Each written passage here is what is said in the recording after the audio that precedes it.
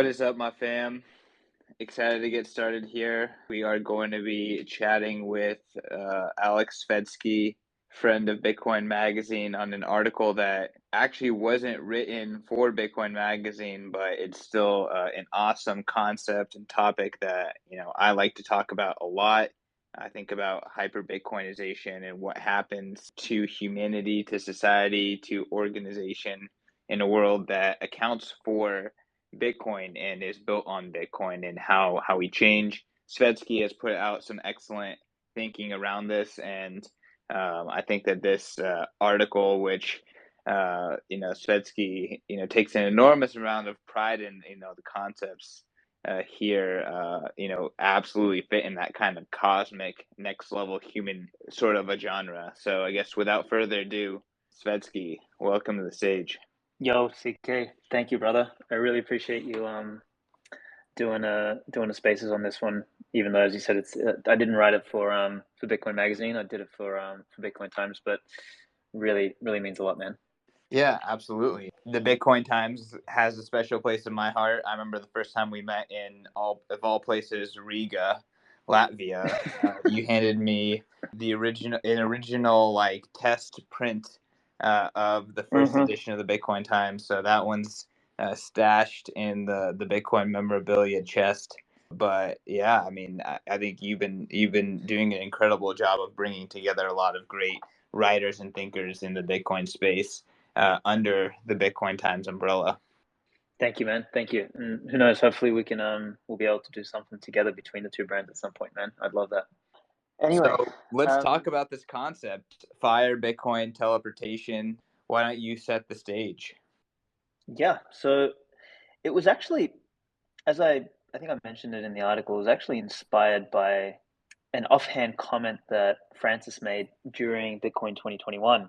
It was me, him, and Madex. We were driving through Miami with a friend, and we were just, as Bitcoiners do, right? Just talking shit, blah blah blah, Bitcoin this, Bitcoin that. I don't think anyone realizes how big it is, etc. And I think we'd just come back from some little. There was like some satellite event where a bunch of fuckwits were at, like the guys who basically tried to do Bitcoin S2X. The guy from I don't think it's BitGo. What's the fucking payment company? I can't remember what the name is. Anyway, Francis was like flipping out about BitPay. something. Do you remember what the name was? Yeah, BitPay. That's it. Yeah, that also. So there was them. There was like some other shitcoiners there and all that sort of stuff. And Francis was like, raging. And anyway, we were driving back through, and he's like, "Fuck, these people don't realize that it's like, it was fired, and it's like gonna be Bitcoin. And then I don't fucking know, teleportation."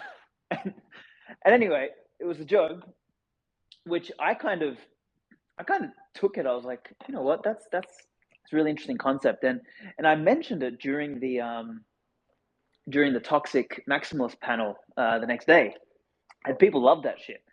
So anyway, that kind of planted a seed in my head around what does Bitcoin do to society at the macro scale. And I don't mean fucking Raoul Pal macro, real vision, horseshit macro. I mean like the real macro. Like, what does this do to civilization? What does it do to humanity to have an energy money standard, basically? Like to have a money that basically makes the game of economics that we play as real life. Like, because that's what we don't have. Like, at the moment, the way money works is it's a game where, as we're playing the fucking game, we change the rules. Like, I always use the example of the ghost cities in China, which is, hey, our GDP is a little bit low, so let's go rip up a bunch of resources out of the ground. Let's use up a bunch of energy. Let's, expend a bunch of time just so that we can make our GDP numbers look better. And then, you know what? The city's empty. Who gives a fuck? Let's just knock it down now. Let's just rebuild the same thing again. So it's like this fake game, which does not represent real life. Whereas like in real life, once you've wasted the resources, once you've used up the energy, it's gone. It's wasted. Like you've done it. And when we keep doing that, but making the game tell us something different, and I've used this other analogy a lot. It's like flying a plane and removing your instruments. Like the instruments are telling you something, but if you don't like what the instruments are telling you, you don't just remove the fucking instruments and pretend like, it's all good.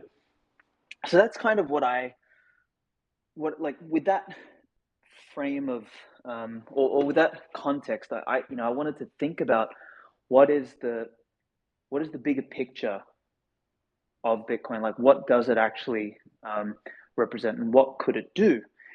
And I can't remember when I started reading this book, but it was quite influential in this piece. It was a book called Energy and Civilization by a guy called Vaclav Smil, and he's, as far as I know, he's like a physicist, but I think he's an engineer more than a physicist, which means like he's actually got some practical insights around physics and energy, not just the theoretical stuff.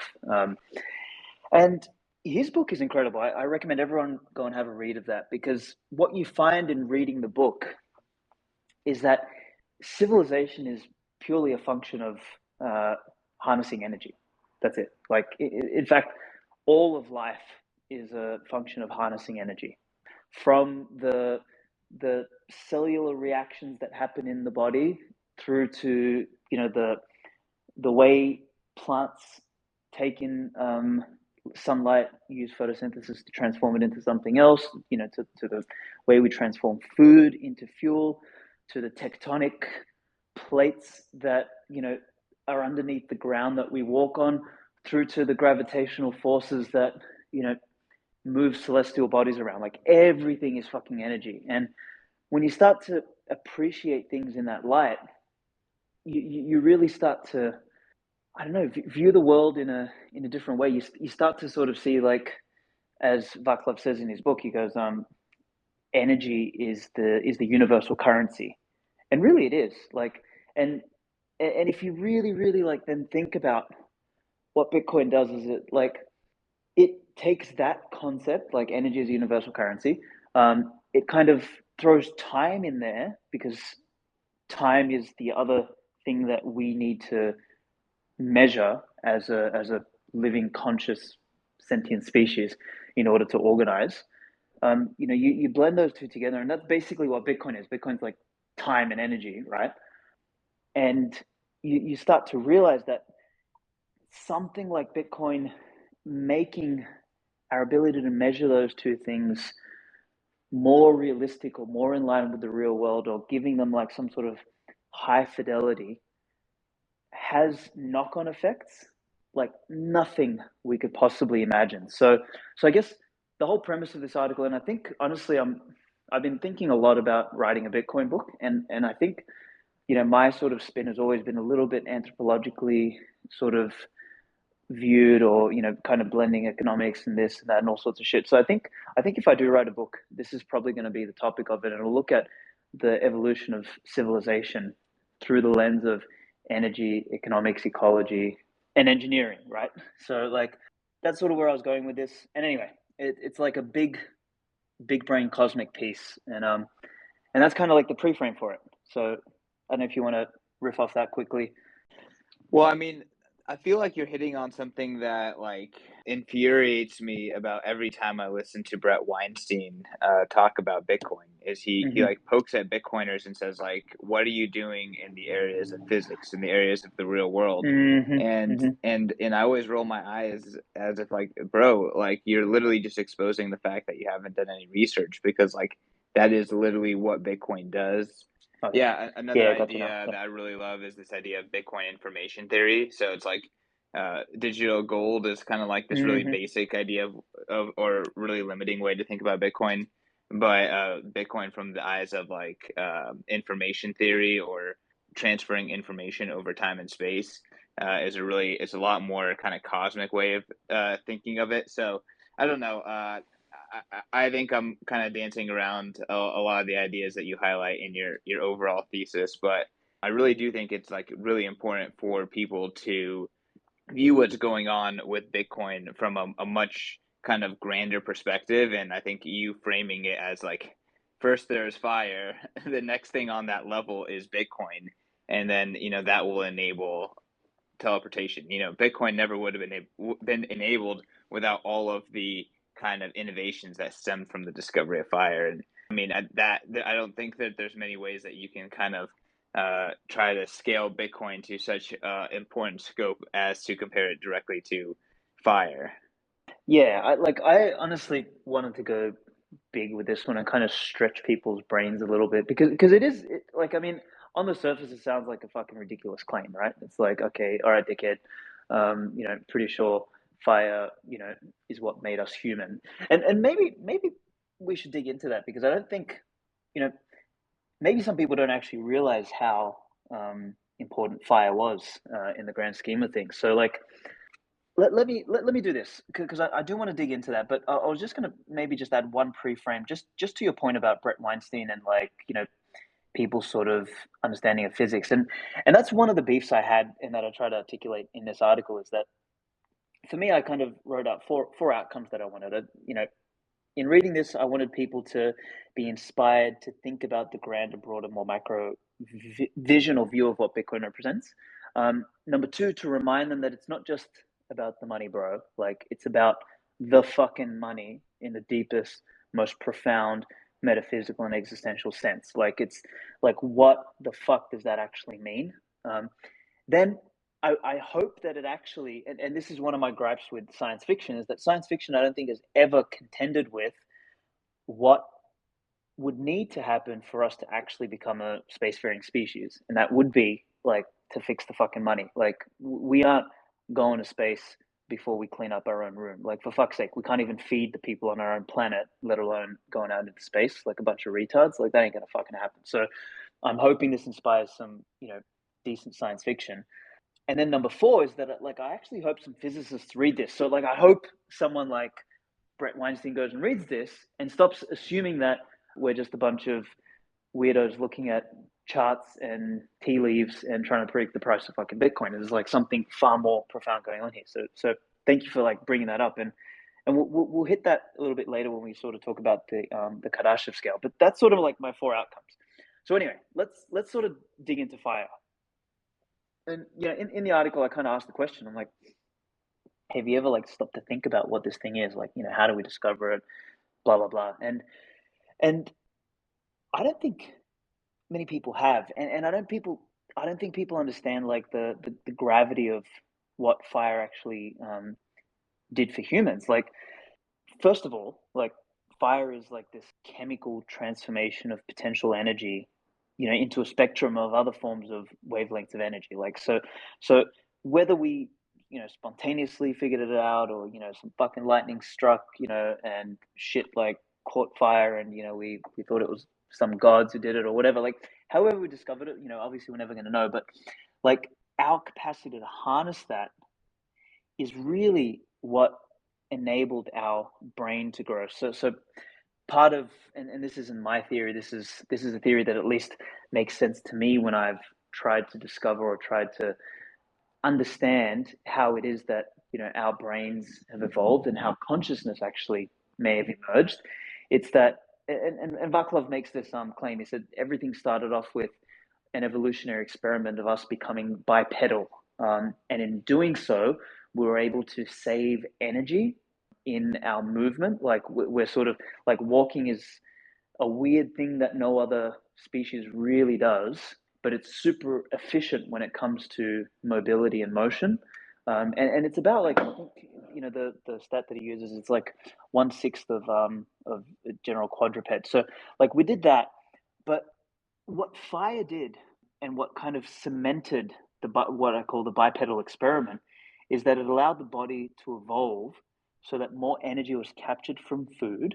So that's like energy density, and less was used up in digestion. And the excess energy was able to be diverted to and used by the brain, therefore growing it in capacity and complexity until enough neurons were present for true complex consciousness to emerge.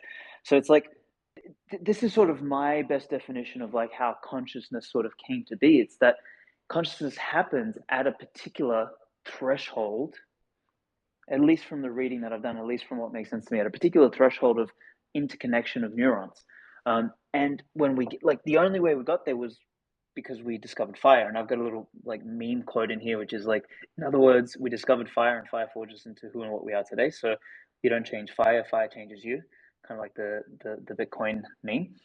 And I think that's just like first and foremost from an evolutionary perspective, like that was the first big discovery. And then obviously downstream from that discovery and downstream from the evolution of the brain, et cetera, it's like fire is what enabled us to, create heat, to go to war, to like tame and use the environment around us. Like it did a whole lot of things for us, downstream from that. And it's really like a, again, on the anthropological evolutionary scale, it's like an inflection point for humanity.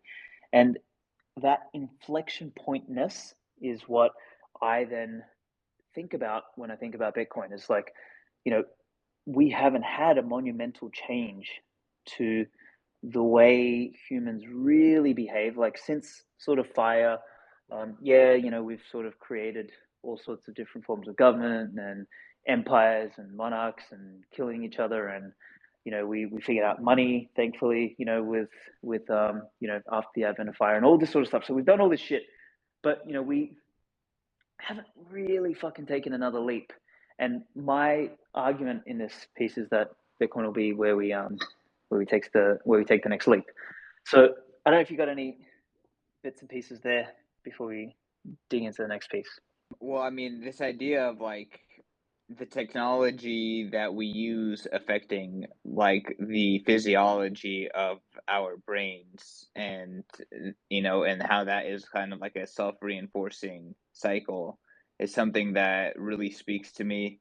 You're probably going to mention this later on, but you brought up this concept of Homo Bitcoinicus, Mm-hmm. so like an evolution from Homo sapien, and just to kind of reinforce that cosmic idea.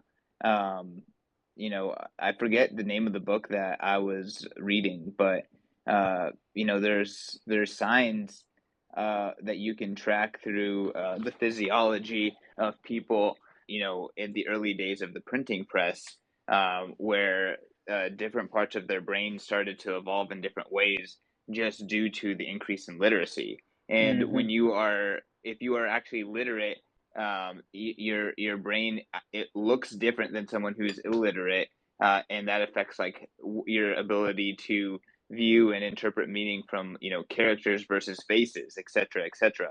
Is your brain optimized for a verbal culture or a culture that's driven via writing?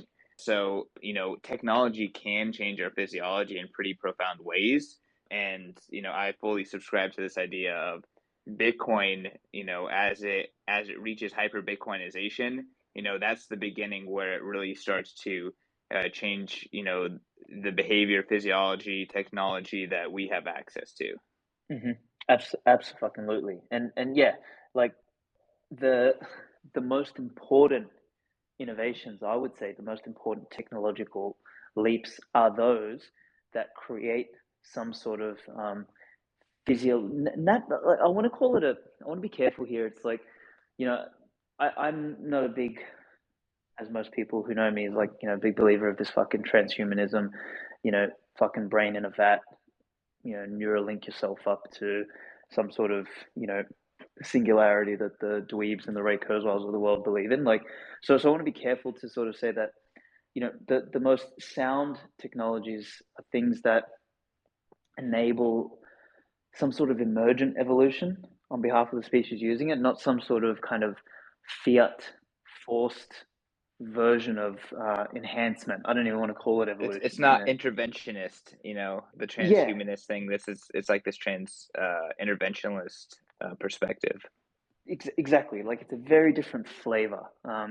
It's we adapt with it and become better versions of ourselves as opposed to some, like demented brain in a vat. So yeah, we'll get into that in a minute, as you said. Yo, what is going on, plebs? We're going to take a break from our programming to tell you about the resurrection of our print magazine, starting with the El Salvador issue. Starting this fall, Bitcoin Magazine will be available on newsstands nationwide and at retail stores such as Barnes and Noble. Don't want to get off your couch though? No problem. You can also go to store.bitcoinmagazine.com. So skip the line and get each issue shipped directly to your front door with our annual subscription. I'm talking 4 issues a year that contain exclusive interviews and profiles with leading Bitcoiners, actionable insights on the state of the market, breaking news and cultural trends, along with powerful photos and artwork from the best artists in the world. Subscribe today and get 21% off using code podcast at checkout. That's PODCAST podcast at checkout.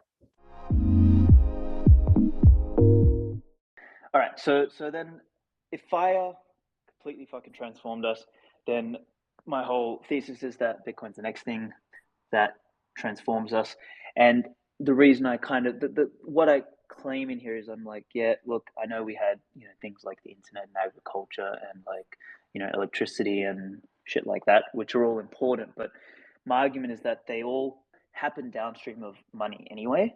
And really, if we look at the grand timeline, civilization is almost, if you're going to distill it into a sentence, is kind of the path to discovering a better way to cooperate and a better way to interact. And we do that through money. So really, like I've got a paragraph in here that says the first half of the human time chain is merely the progression towards perfect money, such that accurate value judgments can be made. So for me, like looking at the evolution of humanity, it's like we were looking for better money. Like we started off by making promises, maybe small little localized barter occurred here and there. We used shells, we used fucking beads, we used metals, we used rocks, we used whatever. And the better the money was, the better the more complexity we were able to build, and the better the infrastructure of the society. Like the more we could codify the input that we had into society so that we could collaborate and cooperate with others. And if we look at what Bitcoin does, is like it actually reaches the point of perfection in that. So it's like an end point in that phase of humanity's progression. It's like once we hit Bitcoin, it's like the terminal velocity point. Then we step change into discovering something else, and that's where the whole teleportation meme comes. And like I kind of say in here is like, if matter and energy technically the same thing, like E equals mc squared, then perhaps the way we discover teleportation is by inventing a means to transform matter into energy, then transmit it across both time and space. Similar to fire and Bitcoin, a discovery like this would be an energy transformation mechanism coupled with some mode of transmission. So it's like you look at fire; it's an energy transformation mechanism, and it emanates energy across different waves in the electromagnetic spectrum. So it kind of transmits in some sense. Like Bitcoin is a more advanced version of that.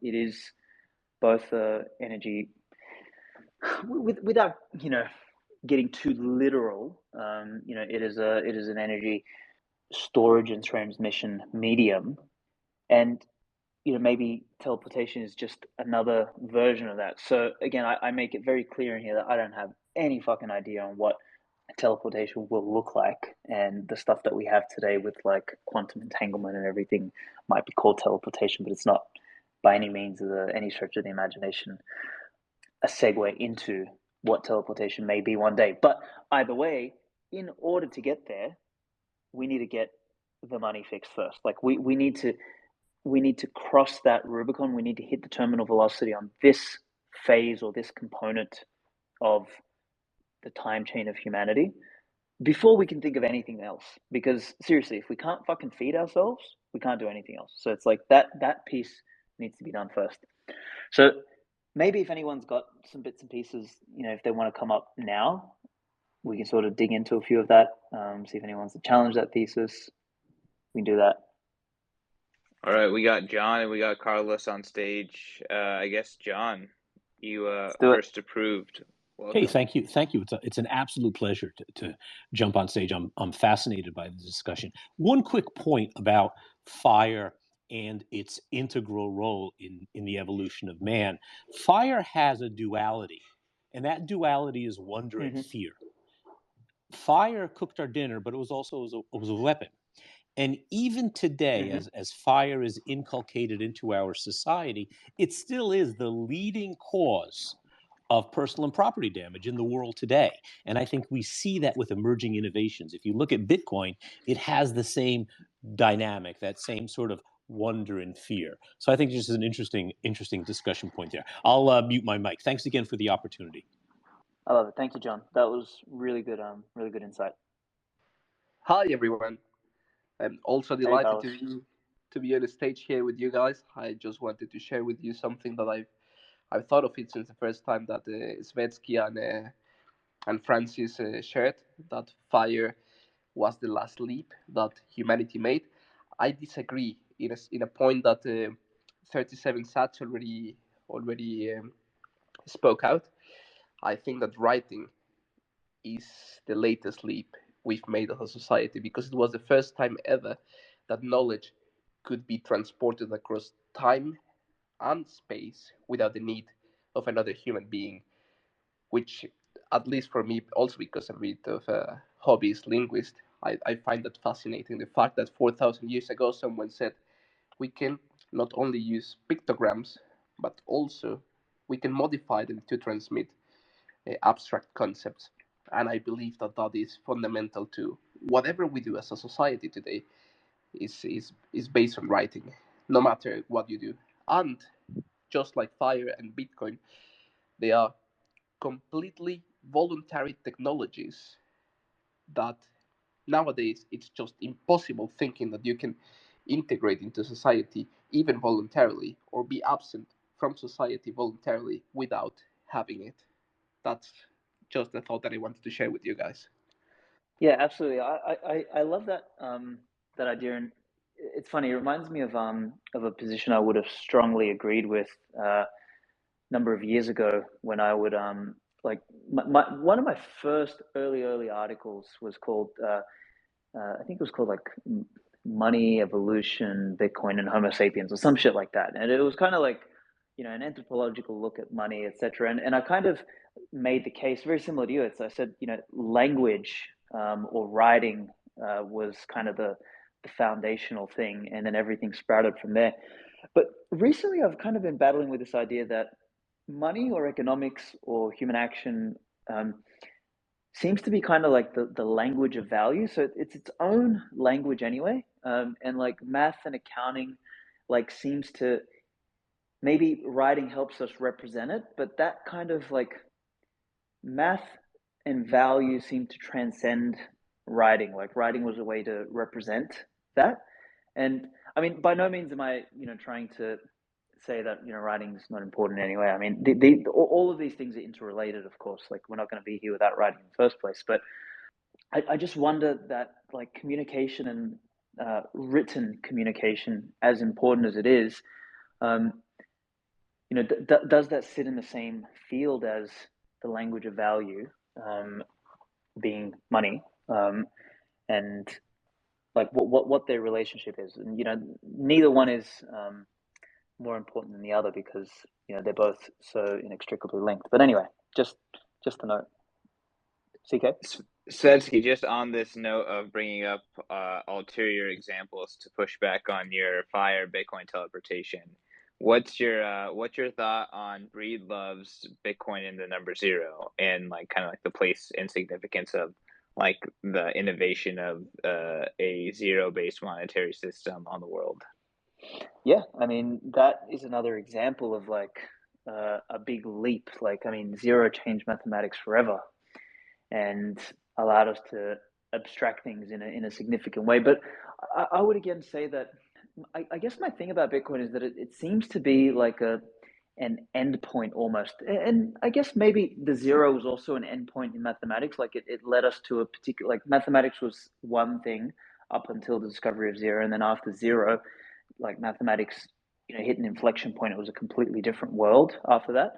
So maybe in that sense, there is a case for that discovery itself. But I mean, again, these things all to me seem to feed into this discovery of Bitcoin, and Bitcoin just seems to touch all of the areas across the board. physics, math, engineering, like the whole fucking lot. So for me, that's why I find it maybe broader in that sense. And maybe when we look back on it, it might be a grander cumulative achievement that all of these things feed into. So I don't know. Yeah, I have another thought, but I'm gonna touch on it later. Let's get back into the piece. Absolutely. So, all right, the next thing that I kind of charge into is just a quick overview on energy. And this kind of, I discussed this at the beginning of the spaces, and this draws upon work from Vaclav Smil's book, Energy and Civilization. And in here, I just kind of wanted to make a mention, and it's impossible to kind of do the topic of energy justice in 500 words, but I did my best and basically asked the question of like, what the hell is this thing called energy? And Vaclav Smil sort of says, he quotes in his book, says, from a fundamental biophysical perspective, both prehistoric human evolution, the course of history can be seen as the quest for controlling greater stores and flows of more concentrated and more versatile forms of energy, and converting them in more affordable ways at lower costs and with higher efficiencies into heat, light, and motion. So it's basically the cornerstone of civilization is the transmutation and harnessing and use of energy. And there's a really interesting law of maximum energy concept by a guy called Alfred Lotka, and it says, in every instance considered, natural selection will so operate as to increase the total mass of the organic system, to increase the rate of circulation of matter through the system, and to increase the total energy flux through the system, so long as there is present an unutilized residue of matter and available energy. So basically what that means is that the system will grow to the capacity that it can harness the energy. And as it harnesses more energy, it'll grow to that sort of those extremities that are available. So both of these things, they're very ecological in nature. I don't know if anyone's read Brandon Quittam's latest piece, The Pioneer Species. In there, he discusses this idea of carrying capacity of a living species. And as its capacity to harness more energy grows, so does the complexity of the life that system represents. So to me, that was just really, really important, is that like energy underlies everything. And even so, we still don't really know how to define it. Like Richard Feynman, I've also quoted in here, is like, he stated in I think it was a 1988 lecture, he says, it is important to realize that in physics today, we have no knowledge of what energy is. We do not have a picture that energy comes in little blobs or a definite amount. So it's like, it's still like, we don't actually fucking know what this is, but we've kind of given this force, this thing called energy, we've given it, we've begun to understand it. We don't really know what it is. So I, in my humbleness, tried to like define it in some way, shape, or form. And I kind of placed them in the same box as things that we don't understand, like consciousness and randomness. Like these are phenomena that we don't have precise definitions for. We just like make approximations and analogies to try and understand them. And for me, like if I had to try and sum up what energy is, it's like this primordial substance. Like it exists everywhere and it permeates everything. And like I make this claim here that the most advanced manifestation of energy is life. So like life is like literally the fingertips of energy, and the fingertips of like life is a conscious, sentient, intelligent being, which is humans, like, or at least we're the only ones we know of, right? So it's like, this is, energy started off as like, something that one could argue is kind of like dumb, right? Like it's empirical, it's measurable, etc. But it's through randomness, or the randomness variable from the beginning of the universe, it's kind of evolved into what's at the fingertips now of what we call intelligence or consciousness. So it's like this fucking wild idea that energy is manifested as this. So to me, it's like energy is really important. So then that flows into the Kardashev scale, which I think a bunch of people may or may not have heard about. So like to quickly frame it, it's named after Nikolai Kardashev, who was a Soviet Russian. I think he was an astrophysicist and a mathematician. And he basically stated that civilization can be measured as a function of the amount of energy that the civilization can harness. And he basically had three types, like type 1, type 2, type 3. So type 1 is capable of controlling the entire energy of a planet. Type 2 is capable of controlling the entire energy of a host star and the solar system. And then type 3 is capable of controlling the energy at the scale of an entire galaxy, right? So it's a meme, basically. Like the Kardashev scale is a meme, but it's useful in the sense that the key link that he made was that civilization and energy once again are linked, and you start to see these threads existing everywhere, like with Vaclav's work, with Alfred Lotka, with physics, with with evolutionary biology, with the work that I was trying to write here with Kardashev stuff. Like you see this thread, or this golden thread of like energy kind of being related to this stuff, and I think we all intuitively get that, but this is a good meme version of kind of understanding these, like the scales that we should get to. Now, where it gets a little bit retarded is where modern physicists like fucking Michio Kaku and whatever other meme physicist comes out, like they kind of throw around like they've got their whole 6 types now, capable of energy at the scale of the universe, capable of using energy in the multiverse, and capable of like existing beyond time and space. All this fucking horse shit, basically. It's like, they start trying to sound so big brained that they sound like fucking, grade 4 sci-fi novelists instead of physicists. So it's like, all of these kind of meme things get taken out of context. And what I found was like, and this ties back to what CK said about what's his face, Eric Weinstein in the beginning, is that even though there's all this talk about energy and civilization, all this sort of stuff, what all of these guys seems to fucking miss is economics. Like, and I make a claim in here that everything, like all action, decision making, and energy flow, they all stem from economics in some way. So like the conservation of energy, entropy, activation energy, like I actually claim that they're all economic forces, and the decisions made by everything from where and how the planets orbit through to the expansion of like mycelial networks, the evolution of life on Earth, and the mitochondrial reactions in the body, they're all complex economic calculations and implementations in action. Like they're all operating within the constraints of time and the physical laws of the universe. So it's like, if we kind of view economics in that lens, then everything seems to be bound by economics. And this is sort of where Bitcoin blurs the lines between both. It's like Bitcoin is energy plus economics. Like you blend those two together and you've got Bitcoin. And I think this is the most frustrating thing that's missing from all of this physics stuff.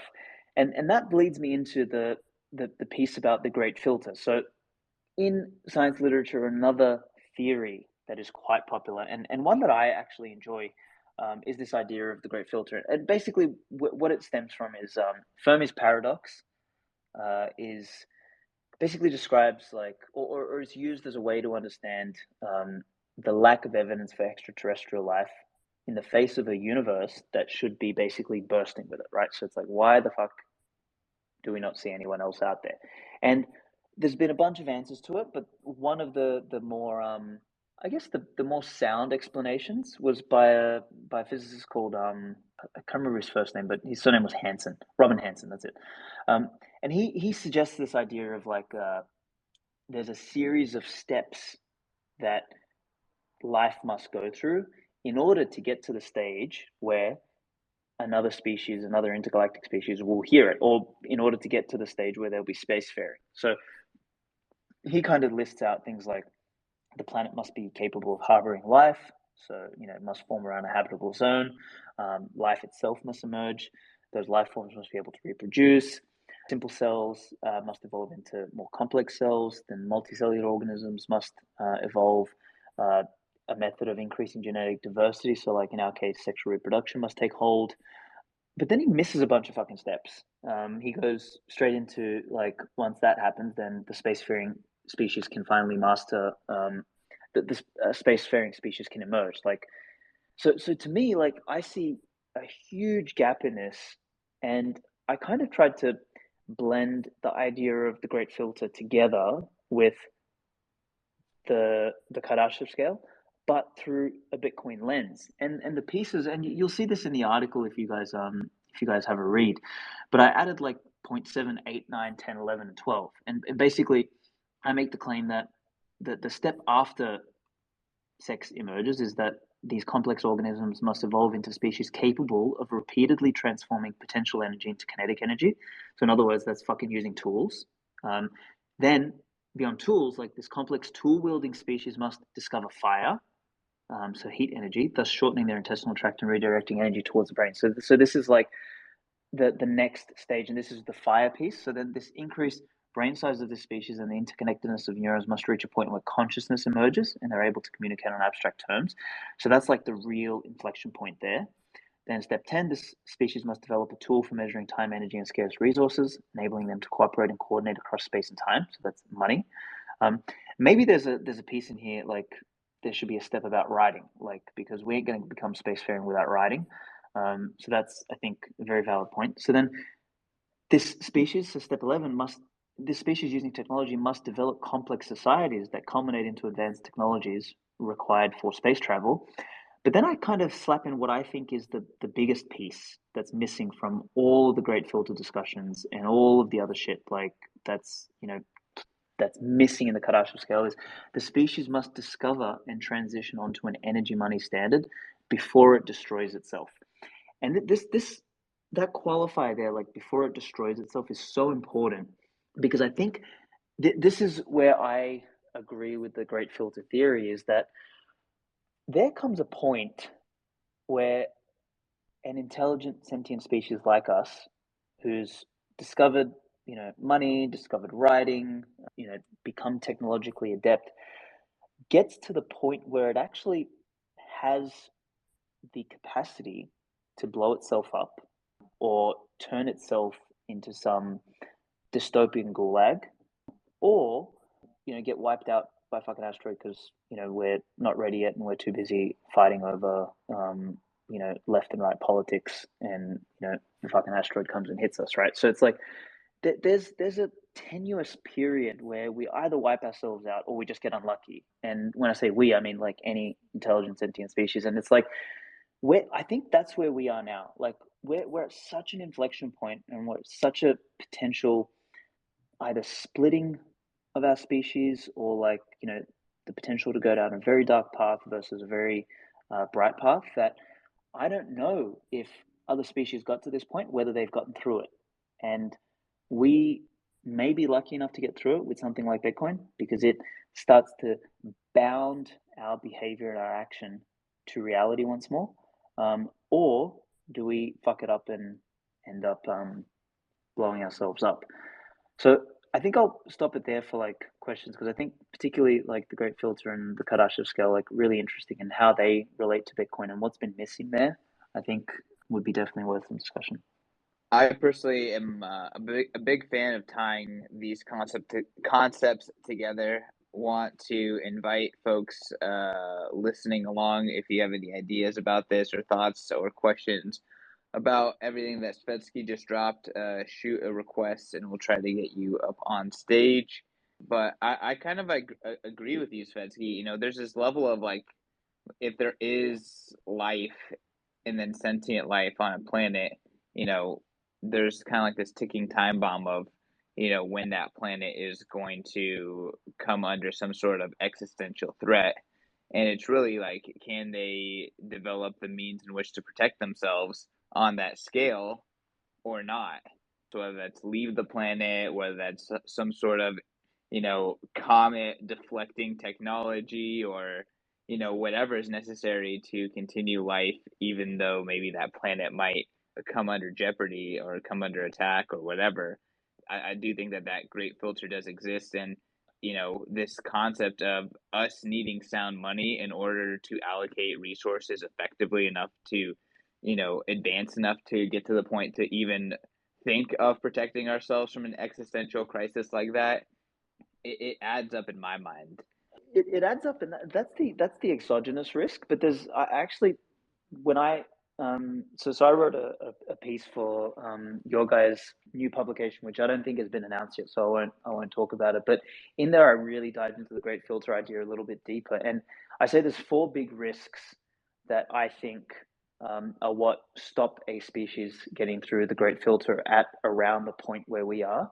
And one of them is the asteroid coming out, and that one's really just a function of luck. That's just like a, if we're advanced enough, and like if we're on a Bitcoin standard for 100 years, maybe we are intelligent enough to like blow an asteroid out of the fucking sky, right? Or build a fucking cosmic baseball bat and whack it out, right? So whatever that looks like, I don't fucking know, but maybe we get to that point, and that's a timing thing. Like, who knows? Maybe there's other intelligent sentient species out there who basically got to the electricity revolution. They discovered electricity, and the fucking comet hit and wiped them out. Oops, shit happens.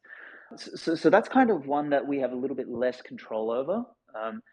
But the one that the 3 areas where we could fucking obsolete ourselves is basically like CBDC UBI style gulags, where we own nothing and we're happy apparently. Like so that's a way to destroy the human race. The other one is some idiot or a group of idiots press the red button and we all fucking blow ourselves up. So that would suck. And then the third one is kind of like the emergence of some sort of, I don't know, artificial superintelligence or whatever. However realistic that is, I don't know. But that kind of emergence gets a little bit scary and tenuous because number one, we either, and me and Rob Malka had a really sort of deep discussion on this really recently. He's working on some artificial intelligence and ethics stuff, but I see kind of 2 risks with AI. Is like, one is we imbue broken values onto it, like fiat values basically, and it outcompetes us with fiat values and just kind of wipes us out. Or it doesn't have the shitty values that we have, and we collectively have a bunch of shit values, and it just says, well, you guys are a plague, so fuck you, and it wipes us out. So there's there's 3 big risks there, and then obviously the 4th one is the asteroid or comet piece. So it's like those are all arguably solvable on a hard money standard, because there's a bound to economically rational behavior. So we start to root it in better value judgment. So I think that's where Bitcoin is just so critical in that path. So whether it's called like, I don't know, fucking energy coin in some planet on Alpha Centauri or whatever, like they're going to have to go through their own discovery of gold, creation of fiat, like doing all that sort of stuff, and they're going to have to come to the same point that we are now, and maybe they didn't make it. So I'm really curious to see if we make it. So anyway, that's just kind of my 2 cents there. My fellow plebs, the Bitcoin conference is back. Bitcoin 2022, April 6th through the 9th, is the ultimate pilgrimage for the Bitcoin ecosystem. The Bitcoin conference is the biggest event in all of Bitcoin and cryptocurrencies. We're leveling up and making this bigger and better than ever. I'm talking straight to the moon with the 4-day-long festival in the heart of Miami at the Miami Beach Convention Center. This has something for everyone. Whether you're a high-powered Bitcoin entrepreneur, a core developer, or a Bitcoin newbie, Bitcoin 2022 is the ultimate place for you to be with your people and celebrate and learn about the Bitcoin culture. So make sure to go to b.tc/conference to lock in your official tickets and use promo code Satoshi for 10% off. You want more off? Pay in Bitcoin and you'll receive $100 off general admission and $1,000 off Whale Pass. Those are stackable. So go to b.tc/conference and attend the best conference in Bitcoin history. Yo, my fellow Bitcoin lovers, have I got something specifically curated for you? The Deep Dive is Bitcoin Magazine's premium markets intelligence newsletter. This isn't some paid group shilling buy and sell signals. No, this is a premium Bitcoin analysis led by Dylan LeClaire and his team of analysts. They break down in an easily digestible way what is happening on chain, in the derivatives markets, and in the greater macro backdrop context for Bitcoin. This newsletter turns volatility into a joke. So hit up members.bitcoin.magazine.com and use promo code podcast for 30% off the deep dive. That's members.bitcoinmagazine.com, promo code podcast for 30% off. Divorce your pay group and learn why Bitcoin is the strongest asset by Dylan and Leclerc and his team. I see some people jumped up. Alexandra, Mike, who wants to go? Yeah, let's go with Alexandra. Again, these are some really big brain ideas from Svetski. So poke some holes, give us your thoughts. Hey, Svetski, great article. Thank you. It's really good to see more people writing about stuff like this. I planted some seeds a few months back in Citadel 21. There's 3 volumes where I talk about kind of what the spacefaring hyperbitcoinization race and people might look like. So yeah, it's really, really good. What do you see our next immediate steps to getting to this next hyperbitcoinization state that would take us to things like teleportation? Oh, I mean, shit. We got to learn how to feed ourselves first. I think it's like, I mean, I kind of look at these things on a grander scale as something that I have no idea how we get there. All I know is that we ain't going to get there on the US dollar standard. That's for certain. And we're not going to get there on the Ethereum fucking standard either, with Lord Vitalik changing the rules every 6 months. Like that, none of that shit's going to fucking happen. Like that they're sort of pathways to hell. So for me, it's like, and maybe we'll go into this later. Like I wanted to write a section in here, but I didn't. I've kept it for another article. It's like what I call the Great Lie, which is this idea that we should be thinking about becoming spacefaring now. And I think that's fucking one of the greatest stupidities possible. Like I actually think that we can probably fit and like have human flourishing and prosperity for up to 100 billion people on the planet. And I think that's what we need to focus on first. Is like we got 7-8 billion people here. We are doing an utterly disastrous job at using our resources. We probably waste most of them. We waste most of our energy. We waste most of our time. I mean, if you want to know how much fucking time and resources we waste, go to an airport where like there's a fucking big yellow police fucking tape on every second chair and every second urinal and every second whatever the fuck there is in there. Like think about all the energy, time, and resources that came out of the ground just to build that shit. Multiply that out by whatever orders of magnitude you want. Like we basically waste 99% of everything. So like before we think about anything else, we need to sort of clean up our room. So that's kind of my position. And that's what Bitcoin helps us do first. It's like we got to get the basics right. And then as we get the basics right, as we start to rebuild a foundation, because right now we're sitting on quicksand, then we can actually build a solid structure. And then we can sort of reach for the stars. But doing that prematurely, like putting the cart before the horse, I think is madness. And that's kind of it's the unfortunate reality of like the human spirit, which wants to reach, but a human society built on fiat that is a complete scam. They're incompatible with the spirit's attempt to reach, because you know we're reaching but standing on quicksand. Like it's wrong. Like so that's what I think. That would be my answer. Cool. Do I have time for one more question? Mm-hmm. Hit it. Awesome. So now that we're, I mean, I think we're all Bitcoiners here, at least I hope most of us are. As we get more toward Bitcoin becoming the mainstream way of transacting, do you think that would be a quicker on-ramp to getting us to the spacefaring idea? I mean, Bitcoin teaches so many things in terms of second-order effects. It gets you to, it causes you to look at your life. It causes you to look at everything and deeply examine it. It's a ginormous rabbit hole. So do you think that if people get kind of onto this more and more, that we'll potentially be able to leapfrog many years of pain and sadness?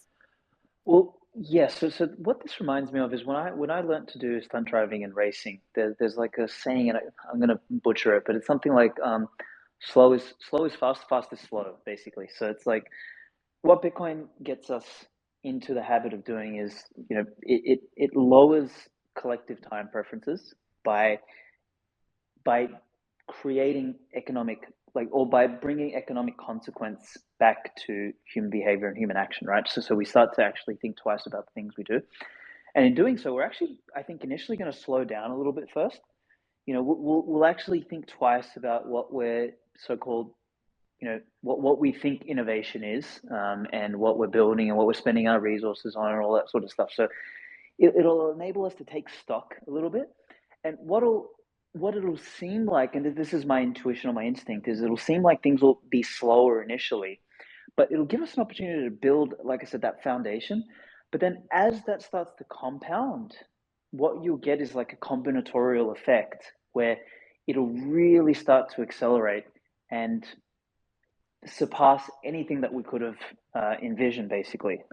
And another big thing that I think Bitcoin will enable is like innovation in the space of atoms, not just bits, because in a fiat world, like the trend is towards innovating in the most cheapest ephemeral way possible, and that's why there's such a tendency for this whole software eating the world bullshit. It's like, let's just create a new dick pic app, or let's just build another Wall Street fucking trading app or whatever. Like that's where apparently all the fucking innovation is, which is to me just like madness. Like there's real problems that aren't being solved, but that's just a function of like really distorted economics upstream. So anyway, to answer your question, I do think medium to long term, yes. Short term, probably no. Like I think short term, it'll put a cap on a lot of the things that are viewed as innovation. But in doing so, it'll allow us to take stock and kind of like hold our horses for a little bit instead of running ahead naked into a fucking snowstorm. That's basically what we're doing at the moment, which is not sustainable. Let's go to Mike. Yo, what's up, CK? What's up, Svetski? Yo, Mike, what's going on? Hey, not much, brother. Yeah, dude. So I love all this shit, this stuff here, and one of the things that I think about a lot is this asteroid impact. It seems like there's like if you read Graham Hancock stuff and you look at like the Sphinx and the water weathering, it seems pretty obvious that we had like a civilization before, and there was some asteroid impact that caused the Great Flood and everything. So in my mind, just like fiat all has a lifespan, before it goes completely bust, I think like the universe works in a similar way. So, I think that makes a lot of sense. And the fact that mining leads us towards harnessing, all the energy on the earth, seems like we'll probably need a lot of energy if we're going to need to stop one of these asteroids in the future. So yeah, I think Bitcoin works in that way. And I want to just agree with what you're saying about reaching too far. I mean, that's what the fiat system does, right? Like you have these false signals. And I was listening to someone talking about overfishing, like in the 60s or the 70s. They built these massive boats to fish, and then they they fished way too much. They weren't pulling in as much, and the government had to subsidize the maintenance of the boats to keep them working. So it kind of like pushes innovation in an unnatural way. Yeah, I think that with this Bitcoin stuff, it'll push innovation in a natural way, and I don't know if we can stop the red button, but other than that, I think it's just a matter of time before another asteroid comes our way, whether it's 10 or 20 or 30 or 100,000 years. And, we need to be off of fiat standard to be harnessing all that energy and actually pull together our collective intelligence to stop this freaking thing. So I love this topic. I love mixing this stuff together. Totally, bro. 100% agree with you. Like, if we're still arguing about like whether Biden's better than Trump, man, like the asteroid better just hurry up and come and fucking take us out. Like seriously, at this point, like we've got to evolve as a species for fuck's sake. Anyway, CK, what's your thoughts? Yeah, I mean, jump into the next section. Well, I just like the interesting thing here is and again, like these aren't scientific arguments; these are just kind of like thought experiments, but. A lot of people would make the argument that Bitcoin makes people a lot more positive and optimistic, and actually, it's kind of a counterforce towards the nihilism that is pervasive within society today. And you could make the argument that, just a nihilistic society over a long enough period of time has a lot larger of a chance of producing a leader who has access to a nuke, who has a likelihood of smashing the big red button as well. So if we can coordinate better, if we can allocate resources better, if we can capture energy more realistically, and maybe make more content, happy, optimistic human beings, that can help humanity, both prevent the asteroid threat, but also the internal, self-destruction threat. Amen, bro. Amen. I mean, like you said, it's all thought experiments, but at least whilst we're thought experimenting, we're actually building, and I think that's what makes the Bitcoin space so unique. And I guess while we're been beating up Eric Weinstein, we may as well beat him up one more time. It's like, he's always laughing about how we need to be doing more in physics. It's like, well, dude, we're doing not only the thought experiments, but we're actually building something in real world that's actually having a fucking impact. So it's like we seem to be the only ones both doing the thought experiment and doing something about it, as opposed to just intellectual fellatio thought experimenting ourselves into oblivion, which is what I love about the Bitcoin community.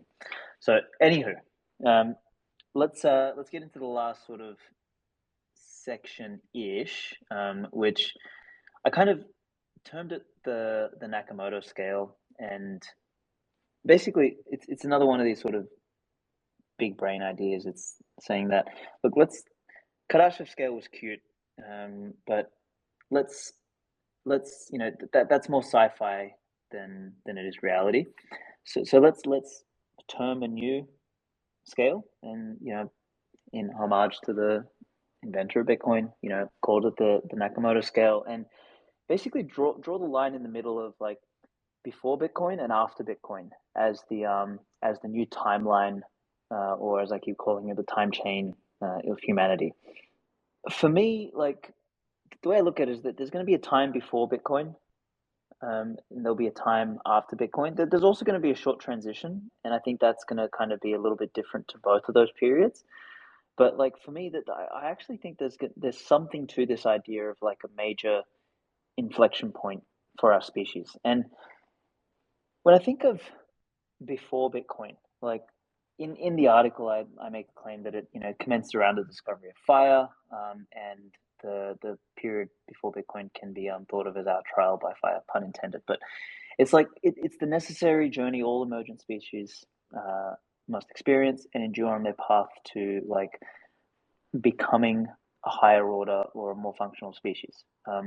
And I say that the challenge has always been low fidelity and easily corruptible tools that lack precision, the most important one being money. So poor money equals poor value judgments equals poor existence.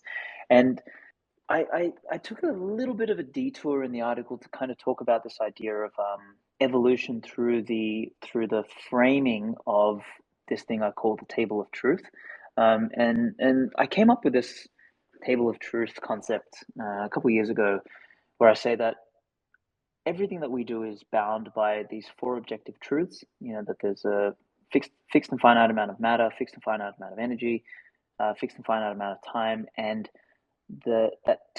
we have an unknown future. So time's a vector; it goes in a particular direction. So we have these objective sort of legs to the table, and the top of the table is like individual subjectivity. So we've got this sort of intersubjective reality that connects us all.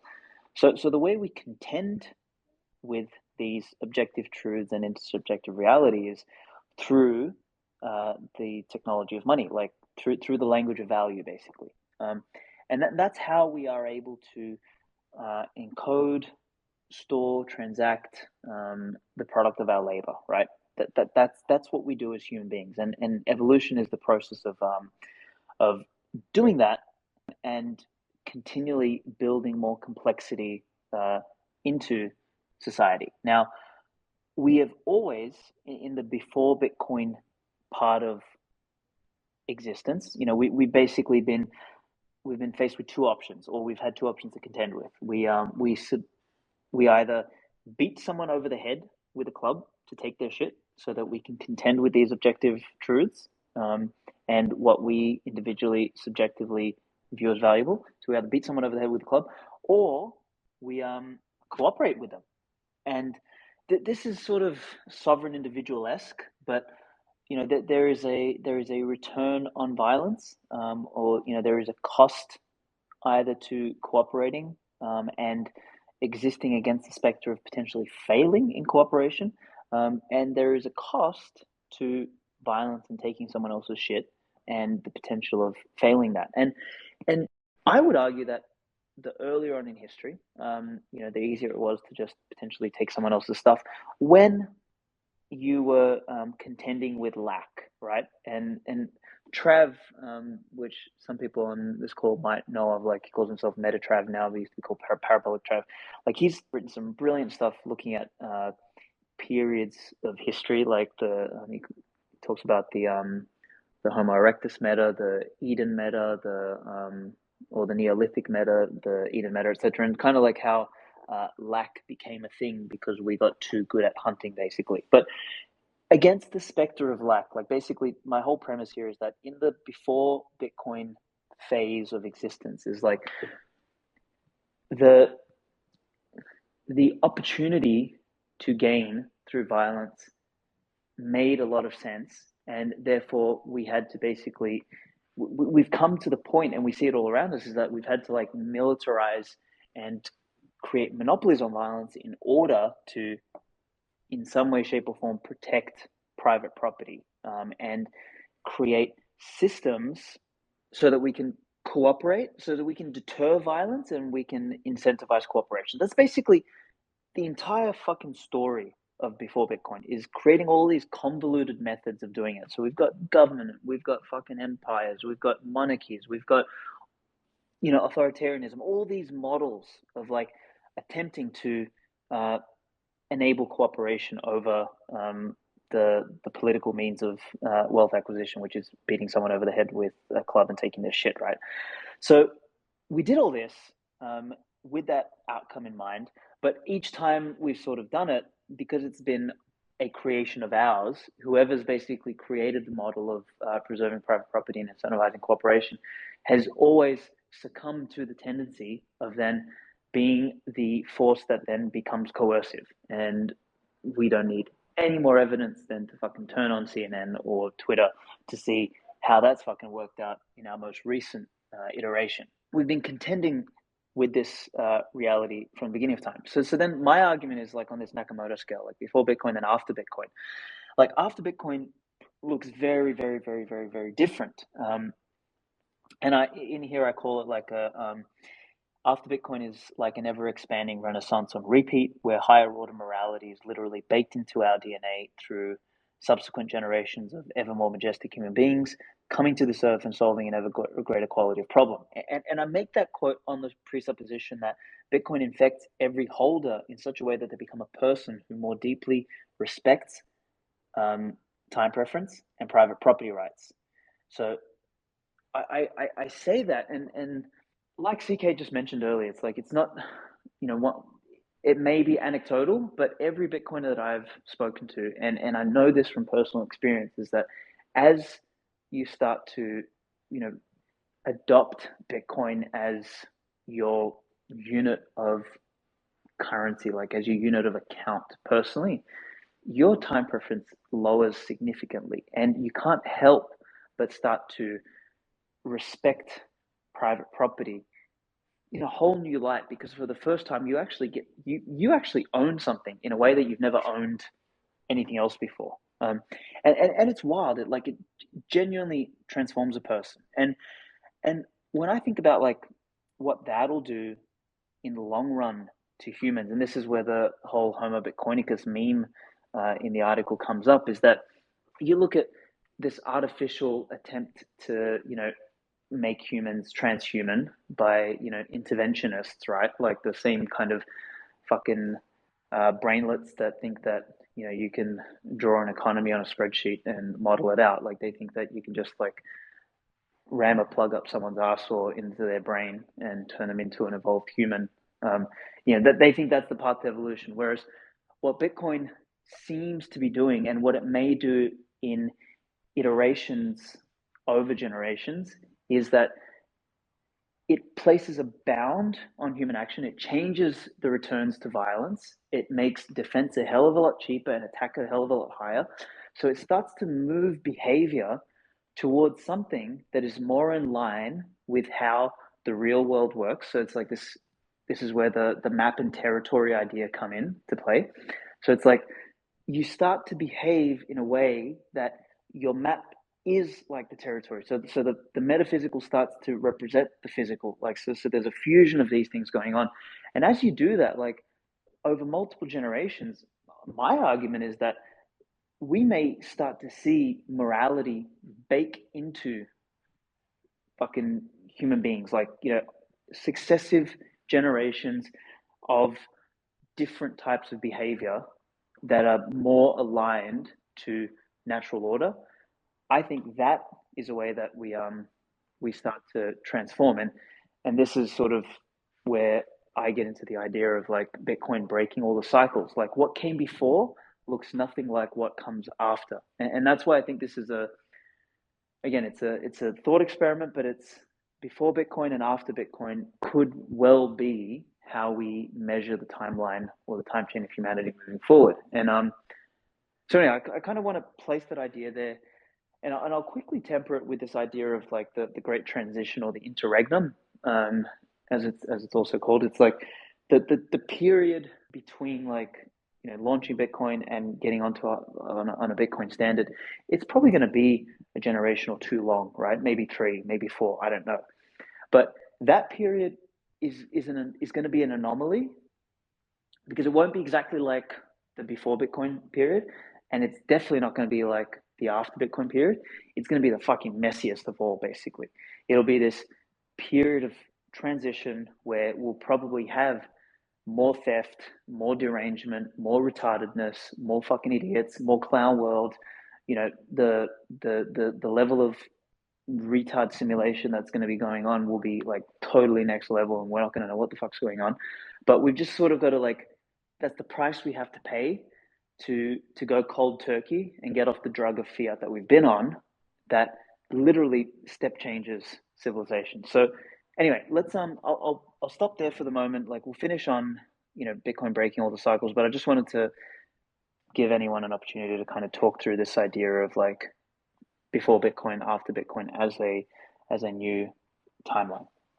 No, so I mean, I definitely feel like I can relate again to this idea of, centering around Bitcoin. I mean, obviously, a lot of the Western world right now kind of uses like before Christ and after Christ as a center point. And, I don't want to trigger anyone by comparing to Christ or anything along those lines. But in terms of like another massive shift in humanity, if you think about, what the church represented at the time, it really represented a lifestyle, a way of life.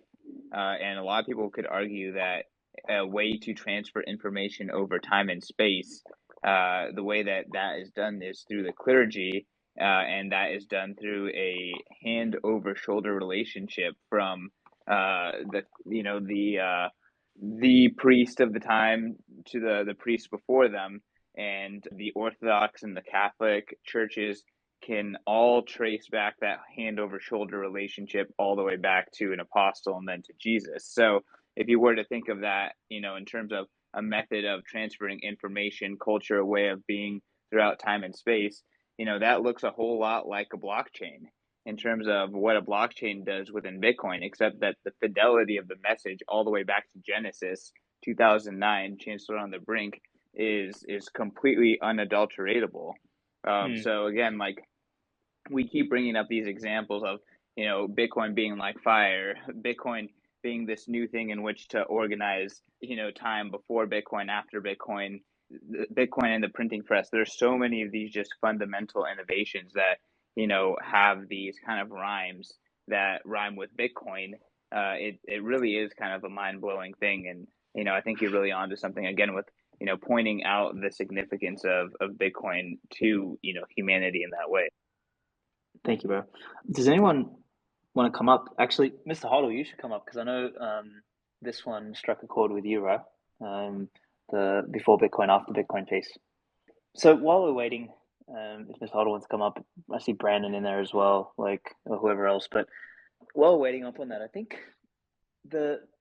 I've never heard that analogy actually about the handing things, the over the shoulder, hand over the shoulder thing. I think that's really interesting.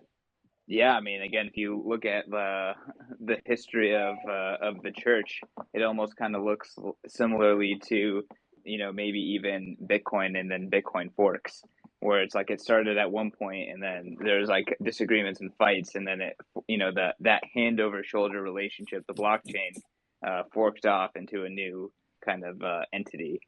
My biggest, I guess, gripe with that is like, I guess culturally speaking, because we're sort of in the West and because Rome existed, like, you had Christianity sort of spread that way, and there's multiple arguments to be made about that, and the timing and all that sort of stuff. But like, truths like that seem to exist. Like Japan is another example, and so is China. So anyway, I don't know if it's the same, because for me, like, Bitcoin seems to be a much bigger deal, and it's probably going to trigger some people, but for me, like, Bitcoin's a much bigger deal than any sort of prior attempt at codifying a philosophy, which then turned into a religion over time,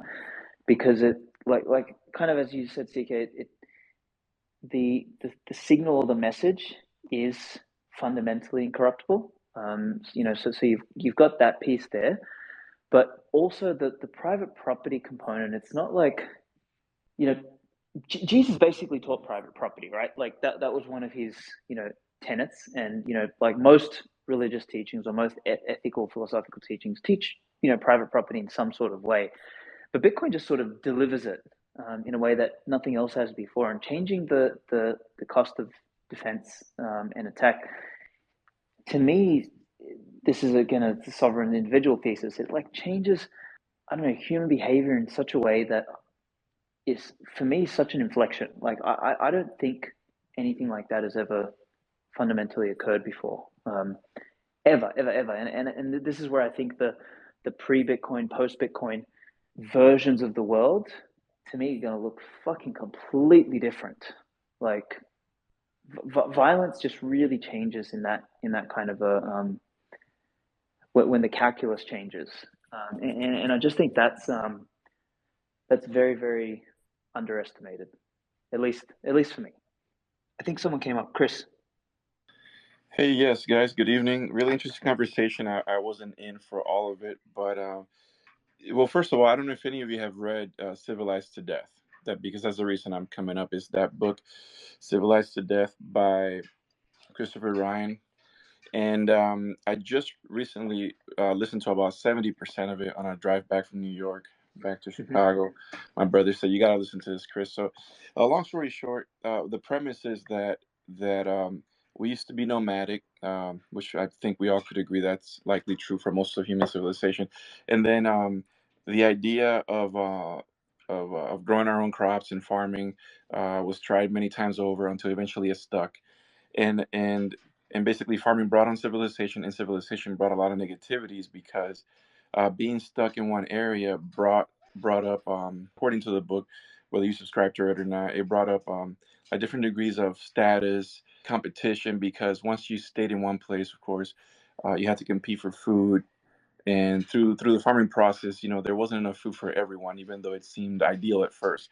And so it's a bunch of basically like something inescapable. The author is saying this was an accident. In a way, nobody knew that it was going to create negativity, because in the nomadic world, and I'll bring it to Bitcoin in a second. In the nomadic world, there was less competition, no property, and so on. And then, of course, we can't escape the society we live in now. But as I see it with Bitcoin, at least to me, a sense of that nomadic ideal or principle is coming back, because, for example, through Bitcoin ownership, and especially in a hyper Bitcoinized world, we are more independent. But it's also bringing back, I think it will, hopefully, after all the mess that Svetski was describing of people fighting and whatever comes in the future. But do hope it'll bring a sense of also community, which is what these nomads that were our ancestors used to have. If that was actually the case, and of course they weren't completely peaceful. It wasn't like they weren't fighting and all that, but communities, were self-policing in all kinds of ways, right? Sharing was expected and all those things, and hopefully I think Bitcoin will bring us back to some of that. We're never going to be nomadic, obviously, but our communities hopefully will be more positive, like Svetski would say. But it's a great book. If anybody hasn't read it, I recommend it.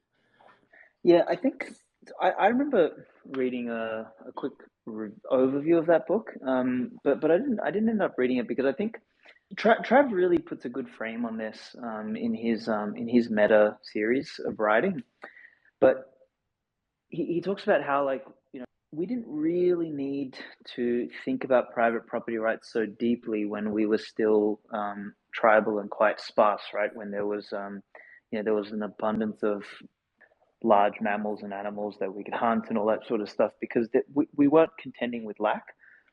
And I guess as the thesis of this book maybe suggests, is that as we started to eat all that food and started to proliferate and started to, like, our numbers increased, and we got really, really good at hunting. We started killing off all of the megafauna, and we moved into this idea of the fall, right? Which is, we ended up having to contend with lack. All of a sudden, there wasn't these great fucking herds because we drove them all off cliffs and all this sort of shit, and then we had to try and work out how the fuck to live amongst each other without killing each other. And this is where private property rights really had to emerge in some way, shape, or form. And this is my argument in the before Bitcoin phase, is that every institution, whether religion, whether empire, whether monarchy, whether whatever, was actually an attempt at trying to preserve private property rights. Didn't have to be conscious, or it was probably mostly unconscious, but it was an attempt to try and incentivize cooperation over straight out fucking killing each other, so that we could subsist against the specter of lack. Private property rights are, like, honestly, if we want to live on a planet with more than maybe 100 million people, maybe even more than 50 million people, like, on the whole planet, we have to have private property rights. It's got to be, like, sort of almost baked into our DNA. If we wanted to fucking bomb 99% of the world and just cut the population back to fucking nothing, then hey, maybe private property rights aren't going to be as important because we'll be so sparsely distributed. But we're never going back to that.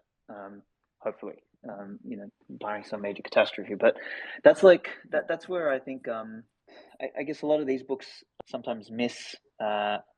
What they need to do is they need to go read Rothbard quickly, and sort of get a primer on private property rights and just sort of understand why that's important, because, like, Bitcoin gets us to more functional, localized communities, not because it's the nice thing to do, but because it's the only rational economic thing to do. Like, so it changes the calculus, and I think that's what makes it powerful. And I think that seems to be what was missing in the pre-Bitcoin era, is that there was always a game to be played, and violence was always the outcome.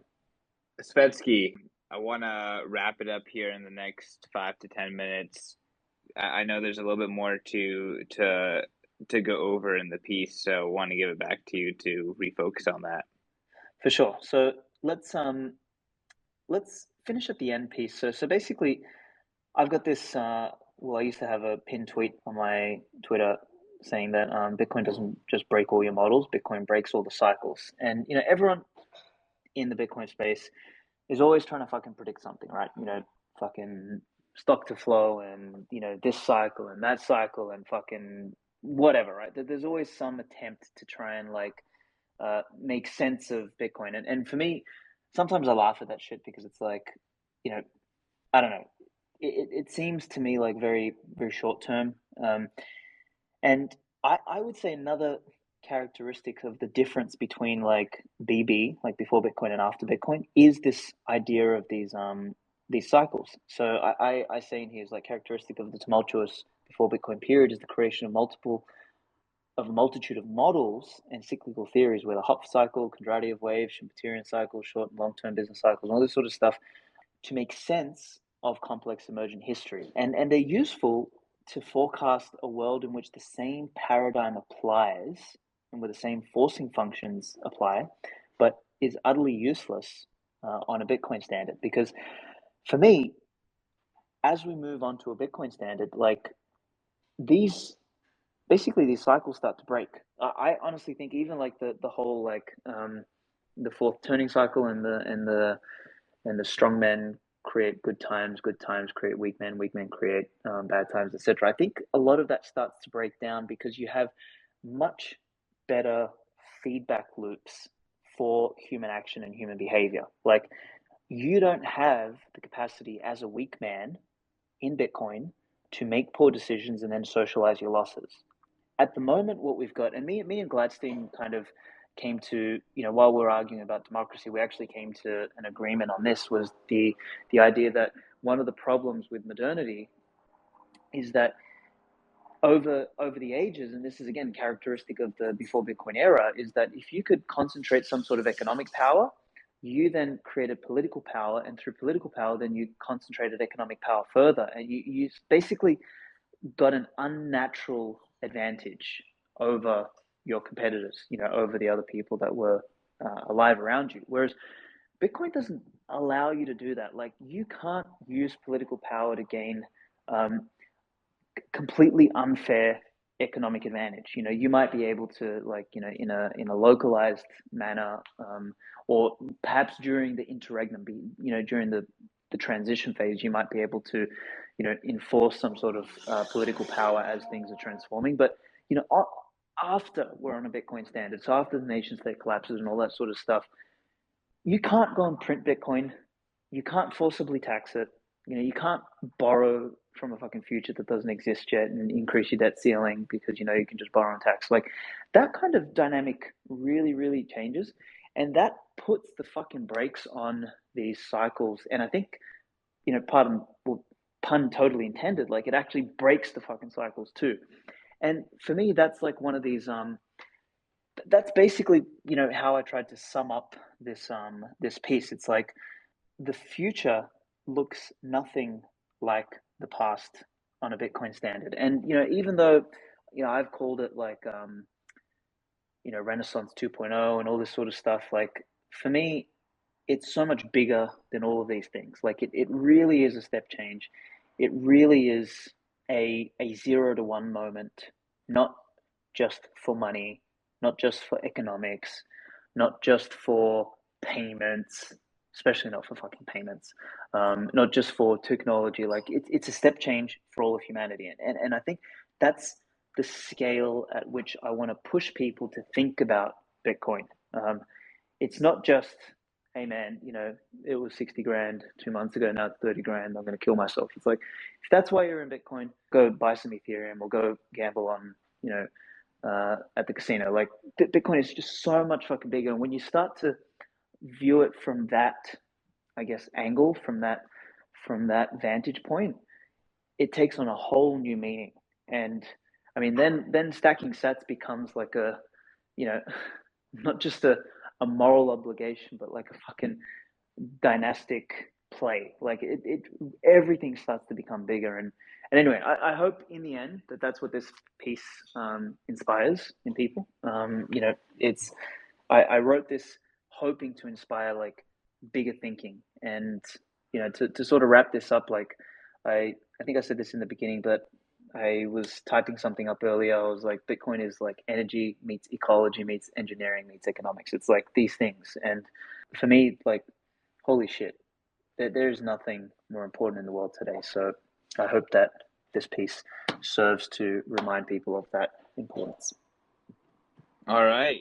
Well, that's a great place to end it. I mean, again, that's what Bitcoin Magazine's all about, is, expediting the shift over to Bitcoin. That is the most important thing that we could be working on today. And, I think saying that amongst all the shit that we're seeing around us, like, that's not a small statement. That is a huge effing statement. And I think this article is an attempt at trying to get people to the level where, of conviction and in the power of sound money and moving to 100% digital encrypted realm, what that means for society. So kudos to you, Svetski, for articulating this. Thank you for the time, in explaining it here. And excited for the next piece on Bitcoin Mag. Thank you, my friend. Really appreciate it. Thank you to everyone for coming in and listening. And yeah, I will. I'll definitely be publishing a piece soon, and looking forward to Bitcoin 2022, man. It's going to be me and P are still trying to work out the stuff, but hopefully I'll actually be giving a talk on this topic. So that'll be really sick. It'll be an homage to Bitcoin 2021, and I'm gonna link it in this year. So it's gonna be good, man. I know that the op-ed team would love to get you writing an homage to Bitcoin 21 in the mag leading up to the conference, but would love, can't wait for the talk at the conference. Everyone in the audience, you need to come to Bitcoin 22. Go to b.tc/conference. 4 days of the epic Bitcoining on a scale that's never happened before. We're going to be pushing 30,000 people. We're going to have a motherfucking music festival at the end to cap it all off. It's a full Bitcoin week in Miami and a Bitcoiner takeover of Miami Beach. So worth every penny. And honestly, if it's worth it to just show up, even if you're not going to go to the conference. And if that's you, still do it. There's going to be tons of stuff happening. It's going to be absolutely worth the experience. And maybe consider buying the festival pass. It's like $100 and you can go to the music festival and the art festival and party on Saturday the 9th. So yeah, I'll stop chilling the conference. Again, Svetski, can't wait to see you in person again. And hope to see everyone in the audience there in Meet Space. Absolutely, brother.